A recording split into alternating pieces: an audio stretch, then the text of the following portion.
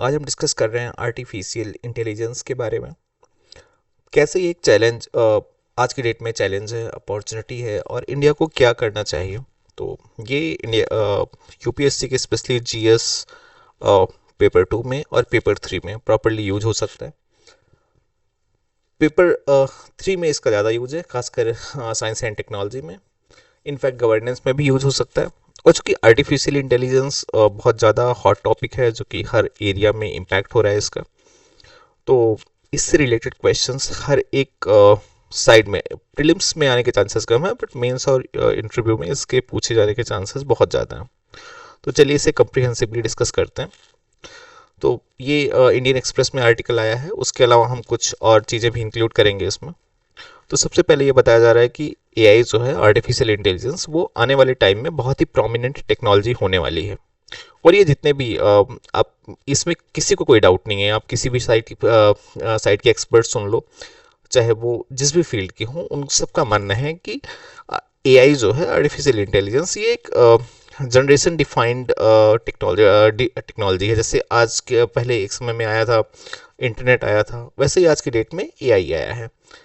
अब एआई में हो क्या रहा है कि ये हर चीज़ को जिस तरीके से अभी वो चीज़ चल रही है उसको चेंज कर देगा। बेसिकली इसमें मॉडल्स होते हैं, वो एक तरीके से समझ लो आप कि एक सुपर ह्यूमन बीइंग काम करते हैं, और जो कि बहुत सारे डेटा के ऊपर ट्रेंड होते हैं। तो इसको मैं बहुत सिंपल टाइप में आपको एक्सप्लेन कर दे रहा हूँ कि मॉडल क्या होता है। कि आप समझ लो ऐसे कि अ, जैसे कोई इंसान है और उसको बहुत सारी बुक्स के द्वारा इंफॉर्मेशन उसको बता दी गई। जैसे उसको हिस्ट्री पढ़ा दी गई, उसको ज्योग्राफी पढ़ा दी गई, और बहुत सारे टॉपिक पढ़ा दिए गए। और वो इतना इंटेलिजेंट है कि वो जितना भी उसने पढ़ा, वो सारी अपने डेटा के द्वारा सीखता जा रहा है। मतलब जो भी उसको पढ़ाया जा रहा है, जो भी कॉन्टेक्स्ट आ रहा है, जैसे वो कहीं जो भी कहानियां सुनाई जा रही हैं उससे, या जो भी चीज़ें वो देख रहा है अपने आसपास, उन सबसे वो सीख रहा है। फ्यूचर में जब भी उससे रिलेटेड क्वेश्चन उसके पास आता है, तो उसके पास सब कुछ रिकॉल है। वो इतना इंटेलिजेंट है कि वो उसी को प्रोसेस करके नई इन्फॉर्मेशन जनरेट करके दे दे रहा है। तो यही है जनरेटिव एआई। यानी कि अभी के डेट में सिस्टम इतना एडवांस हो गया है कि ऐसे एडवांस चिप्स हैं जिनमें इतना ज़्यादा स्टोरेज है कि जो मॉडल डेवलप हो रहे हैं, उन मॉडल को इस तरीके से प्रेजेंट डेटा में ट्रेन किया जा रहा है। डेटा में ट्रेन करने का क्या मतलब है कि बहुत सारा डेटा, इतना सारी बुक्स हैं, न्यूज़पेपर्स हैं, या जितना भी डेटा आसपास जनरेट होता है, वो सब मॉडल्स को ट्रेन करते हैं। और फिर फ्यूचर में उन्हीं मॉडल के थ्रू इंफॉर्मेशन जो होती है वो प्रोसेस होती है, और वो जनरेट करते हैं आइडिया को, जिसको जनरेटिव एआई कहते हैं। तो इस जो ये लेक्चर है उसमें बेसिकली उनका ये ऑथर का ये कहना है कि इंडिया एआई जो है वो डेफिनेटली फ्यूचर में डिफाइनिंग रोल प्ले करने जा रहा है। सो आज की डेट में क्या है कि हमारे पास प्रॉपर पेमेंट सिस्टम है, यूपीआई है, जिससे पेमेंट बहुत ज़्यादा डेमोक्रेटाइज हो गया है कि लगभग हर किसी के पास यूपीआई, जो भी फ़ोन यूज़ कर रहा है, स्मार्टफोन यूज़ कर रहा है, मोस्ट ऑफ द पीपल के पास आज यूपीआई अवेलेबल है। उसके अलावा आधार का इंफ्रास्ट्रक्चर है। आज हमारे पास गांव-गांव में सेंटर्स हैं जहाँ पे इंफॉर्मेशन प्रोसेस हो रही हैं। तो आधार का ये मानना है कि हमारे पास अपनी लोकल बहुत अच्छी इन्फॉर्मेशन है, हमारे पास पेमेंट का प्रॉपर डेटाबेस है, हमारे पास अभी इंफ्रास्ट्रक्चर का बैकबोन है, और ऐसे ही इन्हीं चीज़ों को यूज़ करके इन्हीं के पैटर्न पे हमें एआई का भी सिस्टम डेवलप करना चाहिए।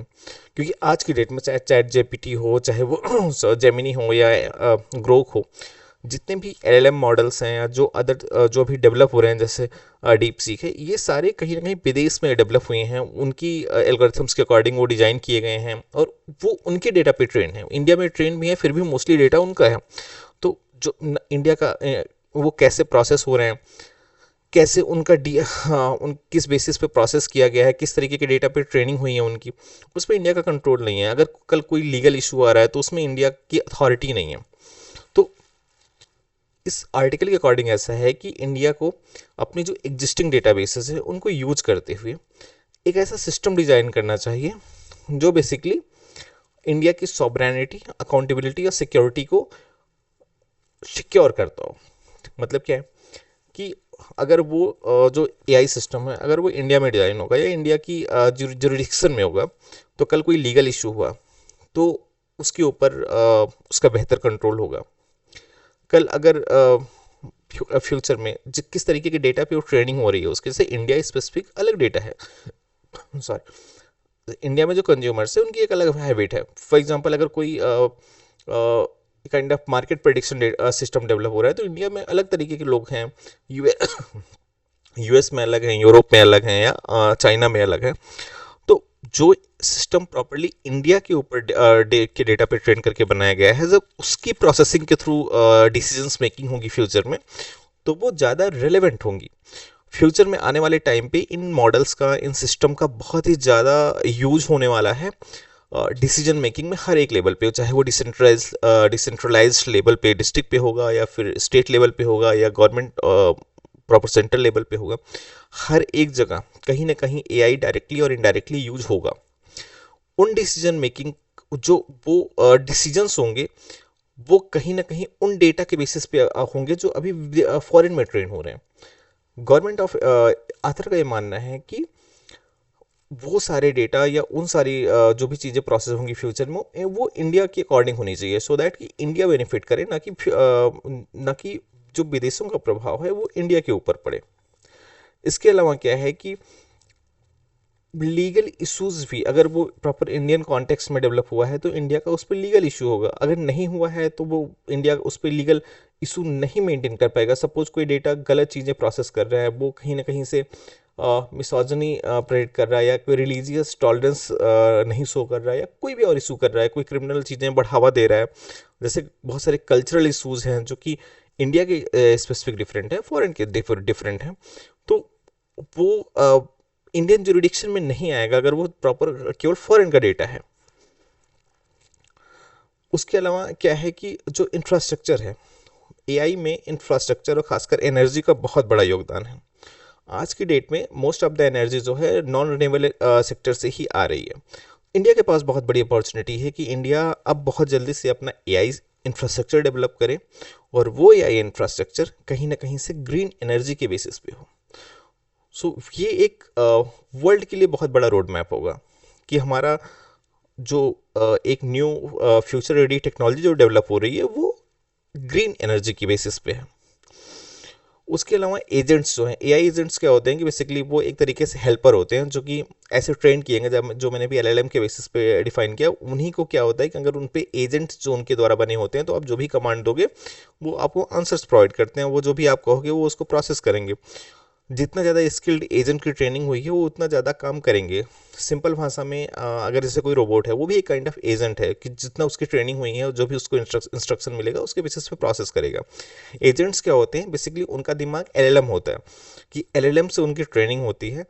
आपका जो इंस्ट्रक्शंस आता है उनके पास ये कैपेबिलिटी होती है कि वो इनपुट लेते हैं, जैसे जो भी यूज़र हुआ उसका इंस्ट्रक्शन उनके पास गया, एलएलएम के थ्रू उनका एलएलएम समझ लो उनके एक माइंड की तरह काम करता है, जिससे उनको उनका इंस्ट्रक्शन प्रोसेस होगा, उनके पास आउटपुट आएगा एलएलएम से, और वो उसको परफॉर्म कर सकते हैं। जैसे आपने अगर बोला कि एलएलएम से कि ये फाइल है, इसको जाओ चेक करो और इसमें जो भी इश्यूज़ हैं उसको फाइंड आउट करो, आपने दे दिया कि ये इश्यूज़ आपको चेक करने हैं।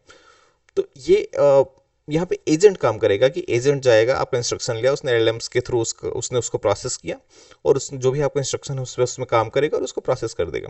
उसके अलावा जैसे बहुत सारी लैंग्वेज में असिस्टेंस है कि आप हिंदी बोलोगे और वो तमिल, तेलुगु, मलयालम जो भी बोलोगे उसके अकॉर्डिंग ट्रांसलेट कर देगा। कोई फार्मर है, वो अपनी खेती के बारे में एजेंट से इन्फॉर्मेशन ले सकता है कि कब कौन सी फसल बोए, कैसे मेंटेन करे, ऐसी बहुत सी सारी चीज़ें। इसी तरीके से अगर कोई स्टूडेंट है, वो उससे अपनी पढ़ाई के बारे में हेल्प ले सकता है। कोई पेशेंट है, वो अपने हेल्थ केयर के बारे में उससे हेल्प ले सकता है। तो ये जो डिसेंट्रलाइज्ड और इंडिया स्पेसिफिक एजेंट्स होंगे, वो कहीं ना कहीं से इंडिया के कस्टमर्स को बहुत ज़्यादा बेनिफिट करेंगे। इन सारे फैक्टर्स को जब मेन मिला के एक comprehensive India specific AI model अगर डेवलप किया जा रहा है, तो फ्यूचर में इंडिया को बहुत ज़्यादा हेल्प होगी।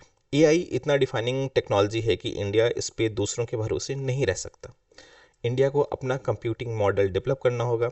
उसके लिए कई सेक्टर्स हैं। पहले उसको हार्डवेयर पे उतना काम करना होगा कि उसको उतने बड़े data sensors, computing data centre बनाने होंगे, कंप्यूटिंग टेक्नोलॉजीज डेवलप करनी पड़ेंगी।